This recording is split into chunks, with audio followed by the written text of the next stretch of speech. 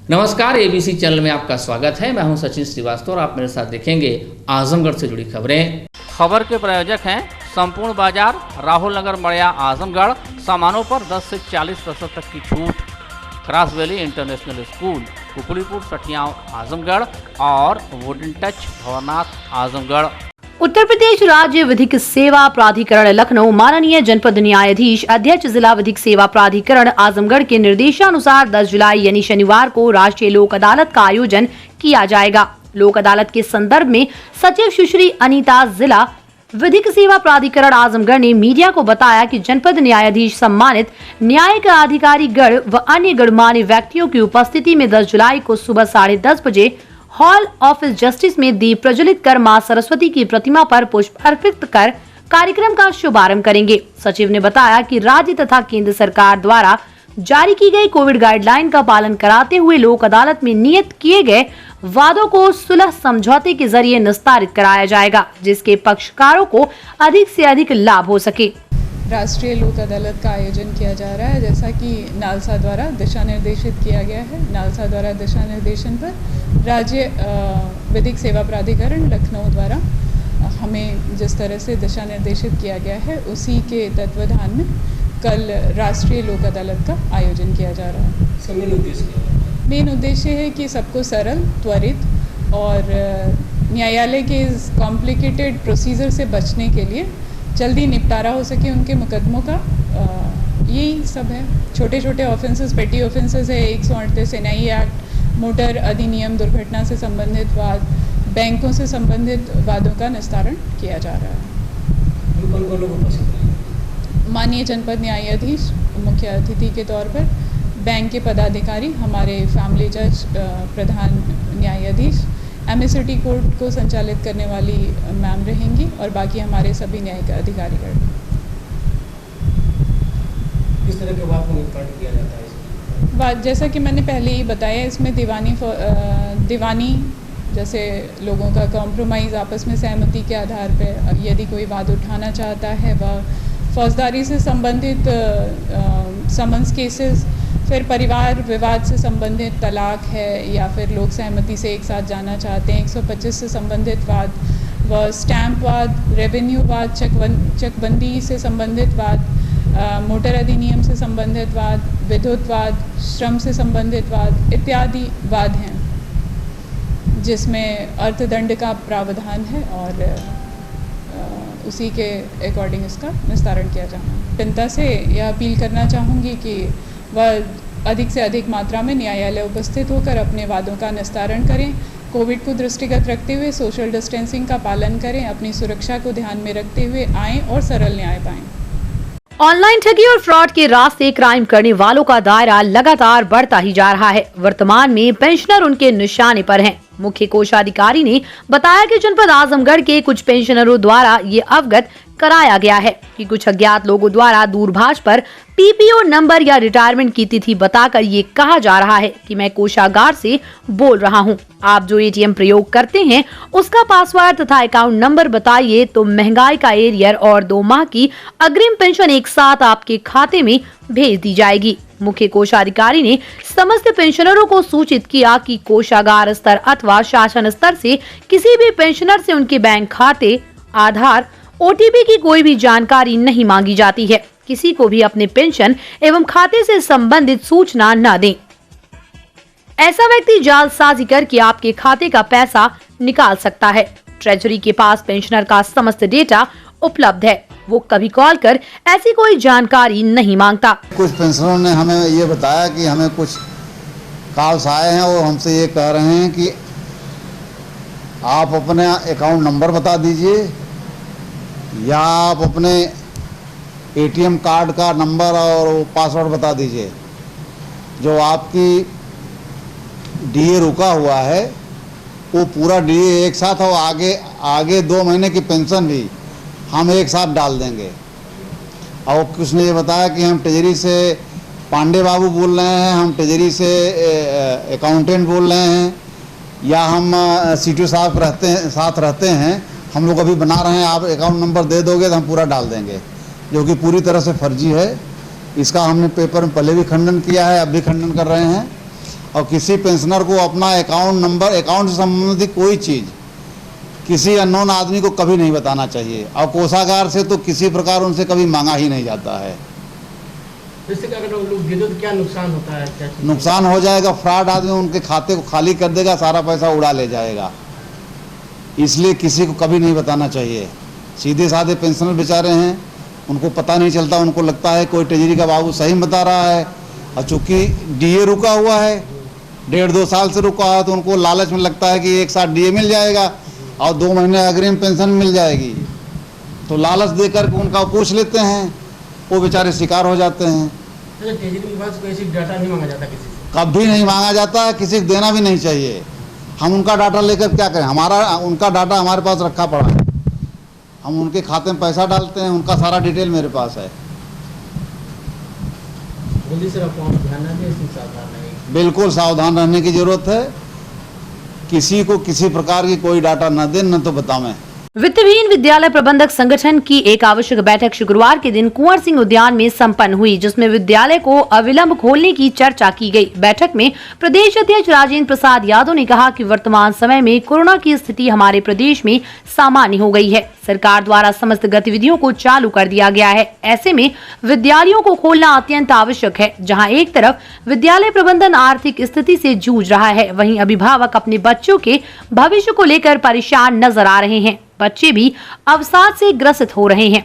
इससे सहमत समस्त प्रबंधकों द्वारा मुख्यमंत्री के नाम ज्ञापन जिलाधिकारी आजमगढ़ को दिया गया। ज्ञापन देने के दौरान जिला अध्यक्ष रमाकांत वर्मा और अन्य स्कूल प्रबंधकों ने कहा कि विद्यालय विगत 17 मार्च से बंद है, अब जबकि समस्त गतिविधियां चालू कर दी गई, ऐसे में विद्यालय खोला जाना अत्यंत आवश्यक है। स्कूल प्रबंधकों का कहना था कि सरकार की कोविड की जो भी गाइडलाइन होगी उसका हम पालन करेंगे। ज्ञापन का विषय हम लोगों का है कि हम लोगों के विद्यालय को खोलने के संदर्भ में, क्योंकि कोरोना के कारण लगभग 17 माह से सभी विद्यालय बंद हैं। अब जो है समस्त गतिविधियां शुरू हो गई हैं। अभी तक पिक्चर हॉल बंद थे, मल्टीप्लेक्स बंद थे, मॉल बंद थे, समस्त गतिविधियां शुरू हो गई। तो हम लोगों को गवर्नमेंट का एक कहना है कि हमारे विद्यालय को भी वो जो भी कोरोना की बोर्ड गाइडलाइंस है उसका वो कहें, हम उसका पालन करेंगे। हफ्ते में 2 दिन ही एक बच्चे को बुलाना होगा, हम 2 दिन बुलाएंगे, लेकिन हमारे विद्यालयों को खोला जाए ताकि बच्चों का जो घर पे बच्चे भी रह करके डिप्रेस हो गए हैं, उनका मानसिक स्तर गिर रहा है। जो लर्निंग स्टूडेंट है, बिल्कुल सीखने वाले, वो 2 साल से बैठे हुए, अब उनकी उम्र बड़ी हो गई, वो सीख नहीं सकते। जो हमारे ग्रामीण से, जैसे बार बार सरकार कहती है कि ऑनलाइन पढ़ाई जारी रखिए, शहर के अंदर तो कुछ लोगों के पास ऑनलाइन की व्यवस्था है, बट ग्रामीण क्षेत्रों में ऑनलाइन की आज भी व्यवस्था बिल्कुल जीरो चल रही है, जिससे पूरे समाज के बच्चे वंचित हैं पढ़ाई से। हम लोग चाह रहे हैं कि विद्यालय खोल दिए जाए, पढ़ाई हो, जैसे भी कोविड की गाइडलाइन बनाएगी सरकार, हम लोग उसका पालन करने के लिए तैयार हैं। हम लोग जो है माननीय मुख्यमंत्री जी को दे रहे हैं, डीएम साहब के माध्यम से जो है। 1.5 वर्ष से स्कूलों को बंद करके अभी तक बच्चों की पढ़ाई नहीं हो पा रही है, जिसके कारण स्कूलों की व्यवस्था, पेमेंट देने की दिक्कत, गाड़ियों का समस्या, कई प्रकार की समस्याएं हम लोगों के स्कूलों में आ गई हैं। अब हम लोग ये चाह रहे हैं कि हम लोगों को गवर्नमेंट अपने नियम के द्वारा स्कूल खोलने की इजाज़त दे, जिससे हम लोगों का आगे का कार्यक्रम चल सके और बच्चों की भी पढ़ाई रेगुलरली हो सके। कब तक उनको घर में बैठा के बिना परीक्षा लिए, बिना पढ़ाए उनको पास करके आगे भेजेंगे, तो ये समाज के लिए बहुत उचित घृणित काम है। इस प्रकार से बच्चों की ज़िंदगी के साथ खिलवाड़ ना किया जाए। हम लोगों का भी भुगतान, जो इन लोगों ने RTE के द्वारा बच्चों को भेजा है, उनका भी अभी तक की भुगतान भेजने में इन लोगों ने कोई इंटरेस्ट नहीं लिया, सभी का बाकी पड़ा हुआ है। इससे हम लोगों की आर्थिक स्थिति बहुत ही दयनीय हो चुकी है। कृपया हम लोगों की ओर भी ध्यान दें। गवर्नमेंट की तरफ से कोई भी सहायता न टीचर्स के लिए, न प्रबंधक के लिए, न स्कूल के लिए किसी प्रकार का कुछ नहीं किया गया। उल्टा जितना भी इंश्योरेंस हुआ है, पथ का परमिट हुआ है और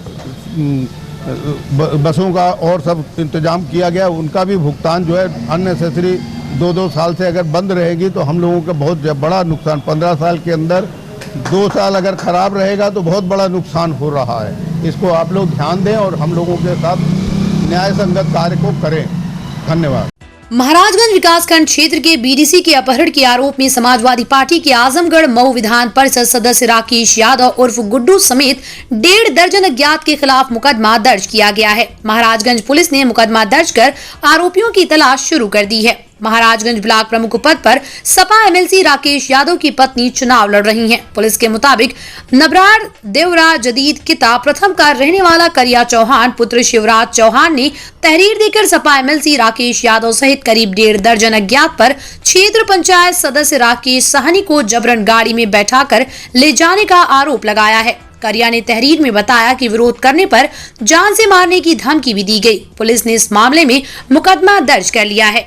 ब्लॉक प्रमुख के चुनाव को लेकर सपा और भाजपा में एक तरफ जहां जंग छिड़ी हुई है, वहीं आरोप प्रत्यारोप का दौर जारी है। एक दिन पूर्व ही आजमगढ़ के पवई ब्लॉक पर पूर्व सांसद रमाकांत यादव के पुत्र वरुणकांत यादव के पर्चा दाखिले के समय उनके भाई फूलपुर विधायक अरुणकांत यादव की तरफ से दबंगई का जबरदस्त आरोप सपा लगा रही है। समाजवादी पार्टी के जिला कार्यालय पर फूलपुर के पूर्व सपा विधायक श्याम बहादुर यादव का आरोप था कि भाजपा विधायक अरुणकांत यादव ने खुलेआम वहां पर दबंगई की और सपा के प्रत्याशी को रोकने के लिए कोई कसर नहीं छोड़ी गई। मारपीट की गई, असलाहा भी निकाल लिए गए, प्रत्याशी घायल हो गया। किसी तरीके से प्रत्याशी व प्रस्तावक को बस में ले जाकर अंदर नामांकन के लिए घुसाया गया। प्रशासन व पुलिस पूरी तरीके से भाजपा के कब्जे में है। ये कतई निष्पक्ष चुनाव नहीं दिख रहा है। वहीं जब भाजपा विधायक व उनके लोगों पर गुंडाई करने की तहरीर स्थानीय थाने पर दी गई तो पुलिस ने कोई कार्रवाई नहीं की। उल्टे सपा के ही प्रस्तावक के अपहरण का मुकदमा सपा के पूर्व विधायक श्याम बहादुर यादव पर ही लगा करके मुकदमा दर्ज कर पूरी रात छापेमारी की गई।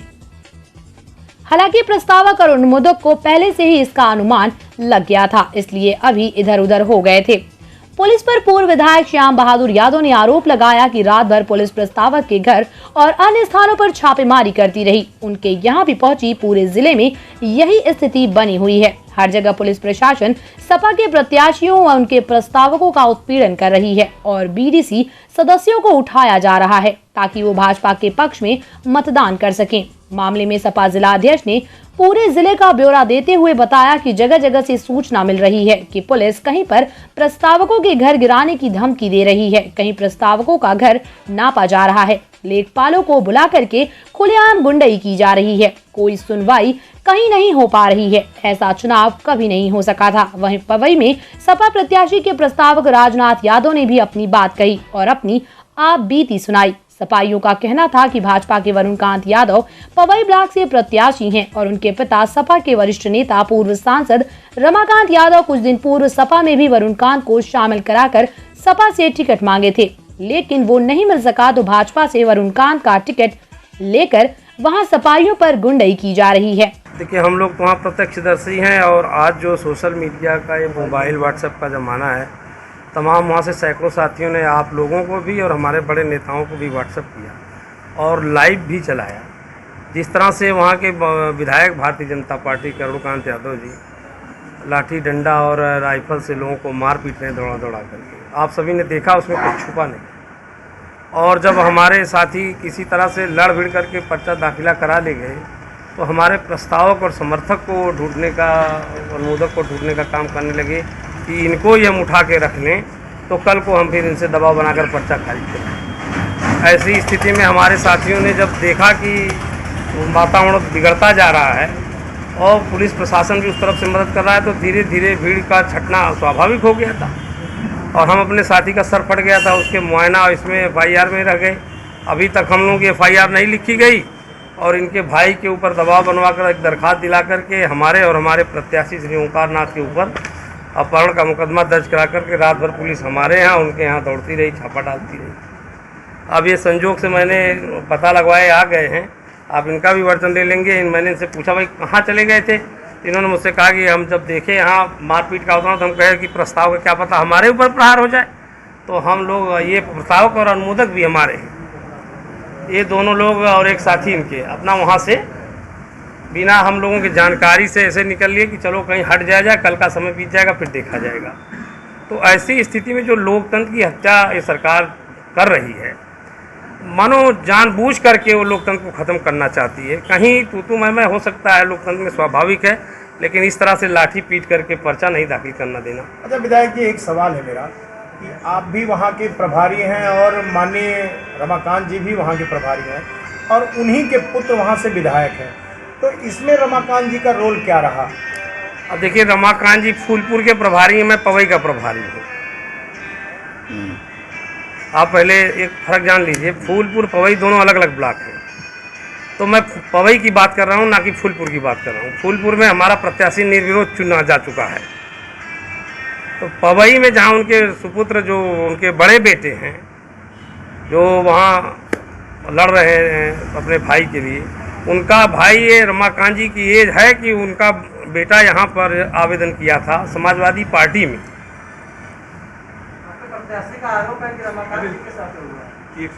हमारे प्रत्याशी अपनी बात कहें, हम हमारी बात थोड़ी कहेंगे। उनकी जो पीड़ा वो अपनी बात कहेंगे, हम अपनी बात कह रहे हैं। तो ये जो आवेदन किया था फिर क्या हुआ? हमारे साथियों ने जो वहाँ पे संघर्ष किया है, उसकी पूरी वानगी आपके सामने लिखा, उसमें वीडियो रिकॉर्डिंग में है। मैं आप सभी से प्रार्थना करना चाहता हूँ कि इसको विस्तार दे करके ऊपर तक अपने पहुँचा करके और अपने जनपद में भी इसका विस्तार दे करके सभी जनमानस को बताने का काम करें कि किस तरह से लोकतंत्र की हत्या की जा रही है। और हम लोग इस तय मुतय्यन हैं कि किसी भी सूरत में इन आताताइयों से लड़ने के लिए तैयार थे, हैं और रहेंगे। आप सभी पुराने साथी हैं, अपने छात्र जीवन से संघर्ष करते रहे हैं। इसी तरह से समाजवादी पार्टी और अपने राष्ट्रीय अध्यक्ष जी के लिए संघर्ष करते रहेंगे। और जब तक हमारे राजनाथ भाई और ये रघुवर राम जी हैं, जो हमारे अनुमोदक, हमारे प्रस्ताव के दोनों लोग हैं यहाँ पर मौजूद, ऐसे साथी जब तक हमारे साथ खड़े हैं, तो वहाँ किसी भी आता, चाहे वो भाजपा का एमएलए हो, चाहे भाजपा का प्रत्याशी हो, चाहे भाजपा का संगठन हो, चाहे आरएसएस का कोई भी हो, उससे लड़ने के लिए हम लोग हर समय तैयार हैं समाजवादी पार्टी झंडे के नीचे। अच्छा, वहीं अतरौलिया से सपा विधायक डॉक्टर संग्राम यादव का आरोप है कि जिला पंचायत अध्यक्ष के चुनाव में बुरिहार के बाद भाजपा नेताओं के दबाव में ब्लॉक प्रमुख के चुनाव में प्रशासन अराजकता फैला रहा है। उनका कहना है कि अतरौलिया ब्लॉक से सपा समर्थित उम्मीदवार चंद्रशेखर यादव को नामांकन वापस लेने के लिए प्रशासन दबाव बना रहा है। साथ ही उनके प्रस्तावक का घर गिराने की धमकी प्रशासन की ओर से दी जा रही है। सपा विधायक ने प्रशासन को आगाह किया कि अतरौलिया ब्लॉक में 2010 में हिंसा हुई थी, जिसमें उनके 2 कार्यकर्ता की मौत हो गई थी। इस बार प्रशासन ऐसे सुरक्षा के पुख्ता इंतजाम करे जिससे चुनाव शांतिपूर्ण ढंग से संपन्न हो सके। इस ब्लॉक के संदर्भ में आपसे चर्चा करने के लिए बुलाए हैं। और सबसे महत्वपूर्ण ब्लॉक अतरौलिया है, कोयलसा है, रानी की सराय है। और हमारे जिलाध्यक्ष जी ने भी कई बार कहा था, अधिकारियों से मिलकर आप लोगों के माध्यम से भी कहा था, हमारे माननीय मंत्री से दुर्गा प्रसाद जी, नफीस जी ने भी कहा था। लेकिन जब जिस तरह से कल अतरौलिया के अंदर लोकतंत्र का गला घोटा जा रहा है, जो हमें संवैधानिक अधिकार प्रदत्त है, जो निर्वाचन आयोग की गाइडलाइंस हैं, हम सबका फॉलो करते हुए हमारे प्रत्याशी, समाजवादी पार्टी के प्रत्याशी चंद्रशेखर यादव ने शांतिपूर्ण तरीके से नामांकन किया। हमारे साथ ऐसे बीडीसी सदस्य थे, जब वो चुनाव लड़े थे तो उनमें उनकी योग्यता निरक्षर थी। उत्तर प्रदेश पंचायत राज निर्वाचन आयोग की गाइडलाइन है कि जो निरक्षर लोग हैं उन्हें वोट डालने के लिए एक उनके ब्लड रिलेशन का व्यक्ति कंपेनियन बनेगा। हमने समयबद्ध तरीके से अपने वकीलों के माध्यम से, क्रमबद्ध तरीके से हमने उस सारे नियमों का पालन किया और नियमों का पालन करते हुए समय सीमा के अंदर ही हमने क्षेत्र पंचायत के अंदर सहायक निर्वाचन अधिकारी संजय कुमार सिंह जी के सामने अपने आवेदन समय से प्रस्तुत कर दिया और उन्होंने हमें रिसीविंग भी दे दिया। उनकी तरफ से जो बाबू ने रिसीविंग भी दिया कि आपका मिल गया। लेकिन जब भारतीय जनता पार्टी ने देखा कि उनके पास सदस्य संख्या नहीं है, उनके अंदर बौखलाहट हो गई कि हमें चुनाव को जीतना है। और ऊपर से ना जाने किसका आदेश आ गया, हमें पता नहीं चल पा रहा है क्यों इस तरह के दबाव में यहाँ का प्रशासन काम कर रहा है। ये समझ से परे है। जिस ब्लॉक में 1972 में हमारे पिताजी ब्लॉक प्रमुख थे और एक लंबे समय तक, आज भी एक आध बार छोड़ दिया जाए तो आज 2020 तक समाजवादी पार्टी ही हमेशा वहाँ ब्लॉक के चुनाव को जीतती आई है। उस ब्लॉक पे कुछ भारतीय जनता पार्टी के नेताओं के कहने से प्रशासन इस तरह से अविवेकपूर्ण निर्णय ले लेगा। पहले तो इनके राइफलधारी लोग ब्लॉक परिसर में गए, निर्वाचन अधिकारी को हड़काया, डांटा, फटकारा। और इसके बावजूद मैंने तुरंत जिलाधिकारी महोदय से कहा, एसएसपी से कहा, सबसे कहा फिर लोगों ने कहा नहीं विधायक जी निष्पक्ष होगा। फिर वो आए आजमगढ़ के अंदर, CDO महोदय ने सारे कागज रखवा लिए, उनको ना जाने कितने अनाप शनाप बातें कहे, कितने उनके ऊपर दबाव बनाए, और वो बेचारे असहज हो गए। आज उत्तर प्रदेश में अधिकारियों से इस तरह से गला दबाकर काम लिया जाएगा। मैं पूछना चाहता हूँ मीडिया के माध्यम से, जिस सहायक निर्वाचन अधिकारी की नियुक्ति जिलाधिकारी जी ने किया था, आखिर वो कौन से ऐसा कारण हो गया कि उसी अधिकारी को हटाने के लिए आयोग को पत्र लिख रहे हैं और कह रहे हैं कि इनकी अनभिज्ञता के कारण हो रहा है, संजय सिंह के अनभिज्ञता के कारण हो रहा है, बाबूराम के अनभिज्ञता के कारण हो रहा है। और क्या है, आनंद फानन में तहसीलदार मजिस्ट्रेट बूढ़नपुर के शशि प्रताप सिंह को नियुक्त करके एक इंक्वायरी सेटअप करते हैं और कहते हैं कि 7 मेंबर एक साथ आकर के बैंक में जमा कर दिए फार्म। मैं कहता हूँ आप सब देखते हैं, 7 मेंबर अगर एक साथ लाइन लगा लिए और लाइन लगा के क्रमबद्ध, और उनका जो रजिस्टर है उसमें उन्होंने साइन किए हैं उनके जो सहवर्ती हैं, लेकिन आज पूरा प्रशासन, रात में जगह जगह BDC के लोगों के यहाँ छापे मारे गए। आज सुबह सुबह जो चंद्रशेखर यादव के प्रस्तावक हैं पांडे जी, जो बहुत मजबूत साथी हैं, आज उस पांडे जी के घर कानूनगो लेखपाल पहुंच गए कि आपका घर बंजर में बना है, उसको नापा जाएगा।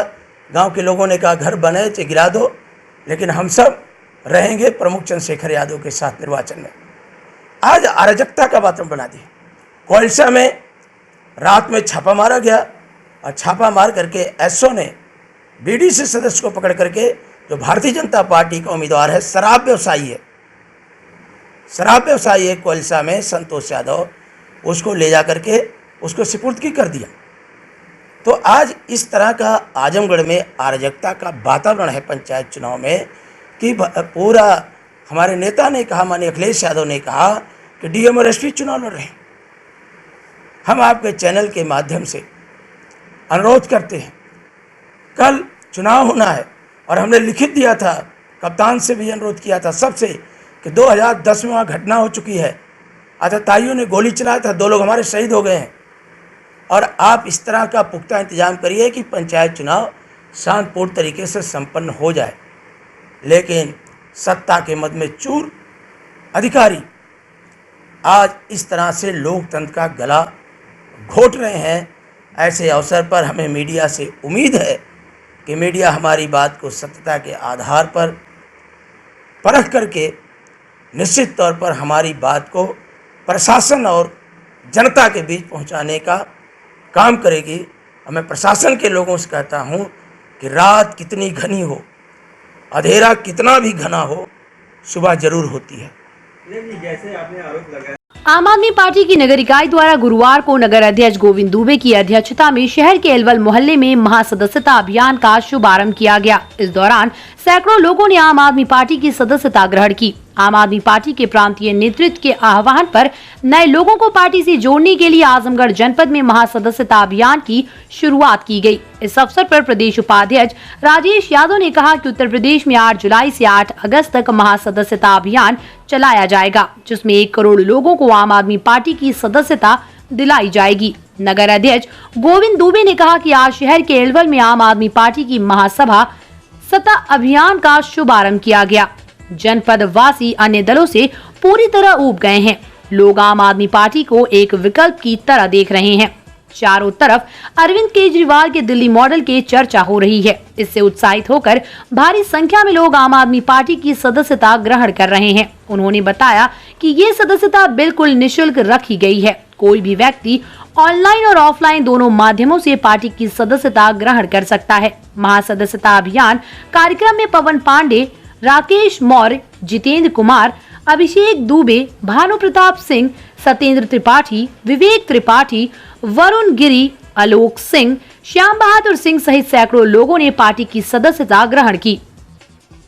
इस मौके पर जिला महासचिव इसरार अहमद, निजामाबाद अध्यक्ष रामरूप यादव, अनुराय सहित तमाम कार्यकर्ता मौजूद रहे। आम आदमी पार्टी उत्तर प्रदेश की तरफ से पूरे उत्तर प्रदेश में महासदस्यता अभियान की शुरुआत की गई है, जिसके अंतर्गत यह कार्यक्रम 1 माह तक 8 जुलाई से 8 अगस्त तक चलेगा और 1 करोड़ का संपूर्ण लक्ष्य है सदस्यता का।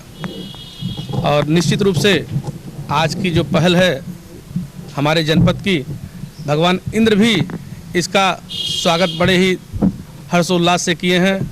झूम के बारिश हुई है। कार्यक्रम में थोड़ी सी विलम्ब हुआ है, लेकिन कार्यक्रम का आगाज हो गया आजमगढ़ में।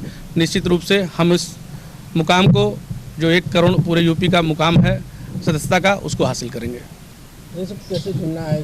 मोबाइल द्वारा भी मिल सकते हैं? किस तरह क्या है इसमें? जी, हमने इस सदस्यता को एक मिस्ड कॉल अलर्ट के माध्यम से जोड़ने का नंबर हमने सबको दे रखा है, ऑनलाइन ऑफलाइन, जिसका नंबर है 9151403403। इस नंबर पे आप मिस्ड कॉल करेंगे, आप तुरंत इसके सदस्य हो जाते हैं। और एक्टिव सदस्य होने के लिए संपर्क करना होगा, पर्ची कटेगी। जो जैसे जुड़ना चाहे, निःशुल्क सदस्यता है, इसमें कोई शुल्क नहीं है। पार्टी अपने 4-5 बिंदुओं पे शिक्षा, स्वास्थ्य, बिजली, पानी, सड़क, भ्रष्टाचार, इन सारे बिंदुओं पे कार्य करेगी और यूपी में केजरीवाल को स्थापित करेगी। आजमगढ़ चिकित्सा एवं स्वास्थ्य विभाग में सामान्य स्थानांतरण के विरोध में चिकित्सा स्वास्थ्य महासंघ उत्तर प्रदेश के आह्वान पर शुक्रवार को मंडली जिला चिकित्सालय के सभी चिकित्सक पारा मेडिकल 2 घंटे का कार बाजार का धरना प्रदर्शन किया। धरने का संचालन राज्य कर्मचारी संयुक्त परिषद के मंत्री सुभाष पांडे द्वारा किया गया। इस दौरान डीपीए आजमगढ़ के अध्यक्ष सूबेदार यादव ने बताया कि हर वर्ष स्थानांतरण नीति बनाकर विभागीय कर्मचारी हमारा शोषण करते हैं, 300-400 किलोमीटर दूर भेजकर धन उगाही का कार्य करते हैं। उन्होंने मांग की कि कोरोना के प्रकोप को देखते हुए 3 साल के लिए स्थानांतरण नीति पर रोक लगाई जाए। जो लोग खुद आवेदन करके स्थानांतरण चाहते हैं, स्थानांतरण किया जाए और जिनका प्रमोशन है उन्हें प्रमोशन दिया जाए। पर एक कर्मचारियों का महासंगठन बना है, जिसमें पीएमएस, स्टाफ नर्स, पैरामेडिकल और सारे चतुर्थ तक सारे कर्मचारियों के संगठन बना है। और हर साल स्थानांतरण नीति बना करके डायरेक्टरेट और शासन में बैठे हुए बाबू कर्मचारियों को इधर से उधर करके 300, 400, 500 किलोमीटर दूर भेज के धन उगाही का कार्य करते हैं। हम लोग चाहते हैं कि अभी कोविड में तमाम हमारे कर्मचारी शहीद हुए, तमाम लोगों के परिवार उसमें सफ़र कर रहा है। यह स्थानांतरण नीति 3 साल के लिए रोक दी जाए। केवल स्वेच्छा के आधार पर ऑन रिक्वेस्ट जिनका हो उनका के जो प्रमोशन है उनका समायोजन कर दिया जाए। क्या चाहते हैं जी? क्या चाहते हैं? हम यही चाहते हैं कि जो लोगों का ऑन रिक्वेस्ट है उनको ट्रांसफ़र कर लिया जाए, जो प्रमोशन हुए उनका समायोजन कर लिया जाए। बाकी भारी मात्रा में स्थानांतरण या धन उगाही के लिए काम बंद करा दे सरकार। 11 जुलाई को विश्व जनसंख्या दिवस के अवसर पर जनसंख्या समाधान फाउंडेशन द्वारा जनसंख्या विस्फोट से उत्पन्न संसाधन, सामाजिक, आर्थिक एवं संकट द्वारा राष्ट्र को संभावित वृद्धि से बचाने के लिए जनसंख्या समाधान अधिनियम विधानसभा से पारित एवं लागू करने की मांग को लेकर मुख्यमंत्री को संबोधित ज्ञापन जिलाधिकारी को सौंपा। इस दौरान जनसंख्या समाधान फाउंडेशन का कहना था कि कोरोना महामारी के कारण उत्पन्न संकट से कुशलता पूर्वक निपटने हेतु प्रदेश सरकार द्वारा जो कदम उठाए गए उनका हम समर्थन करते हैं। साथ ही ये भी मानते हैं कि अगर हमारी जनसंख्या कम होती तो निश्चित रूप से देश में अस्पताल, ऑक्सीजन और अन्य आवश्यक वस्तुओं की किल्लत न हुई होती। उत्तर प्रदेश में जनसंख्या नियंत्रण को प्रोत्साहित करने के उद्देश्य से कानून बनने के बाद भविष्य में 2 से अधिक बच्चे वाले माता पिता को सरकार द्वारा मिलने वाली सरकारी सुविधाओं से वंचित करने के संबंध में प्रदेश सरकार द्वारा कानून बनाने के लिए किए जा रहे विचार के उपयुक्त क्रियान्वयन से प्रदेश में जनसंख्या की समस्या से उत्पन्न सामाजिक, आर्थिक एवं पर्यावरण संकट में निश्चित रूप से सफलता मिलेगी। 11 तारीख को विश्व जनसंख्या दिवस है। इस उपलक्ष्य में हम लोगों का प्रयास है कभी सभी जनमानस एक सामान्य रूप से भारतवर्ष में सकुशल हर्षोल्लास के साथ सभी लोग मिलजुल के रहें। ज्ञापन दिया जा रहा है मुख्यमंत्री जी को और मुख्यमंत्री जी के माध्यम से ही केंद्र सरकार के पास ये जाएगा। क्या मामला, क्या मांग क्या जनसंख्या समाधान के लिए है कि जैसे जनसंख्या बहुत ज़्यादा अधिकता होने की वजह से हमारे देश के तरक्की में काफ़ी बाधाएं आ रही हैं। तो हमारा देश उन्नति करे, तरक्की करे और सभी लोग एक सामान्य रूप से रह सकें। संपूर्ण बाजार, राहुल नगर मड़िया, आजमगढ़, किराना store, general merchant, cosmetic, fast food, home and kitchen के सामानों का आजमगढ़ का सबसे बड़ा प्रतिष्ठान फूड ग्रेन्स, ऑयल्स और सभी प्रकार के मसाले, cosmetic store, snacks store, summer drink and beverages, cleaning and house hold, home और किचन के product, bakery store, dairy product, सभी सामान मार्केट रेट से सस्ता और अच्छा, 10 से 40% तक की छूट। पतंजलि के सामानों पर 15% तक विशेष डिस्काउंट, शादी विवाह के सामानों की खरीदारी पर स्पेशल ऑफर। संपूर्ण बाजार, Rahul Nagar, Madiya, Azamgarh. Wooden touch, Bhanwarnath, Azamgarh, a complete hardware store. हमारे यहाँ branded plywood, flush door, designer door, PVC door, formica, fancy hardware, kitchen की चिमनी एवं मॉड्यूलर किचन की एक्सक्लूसिव रेंज उपलब्ध।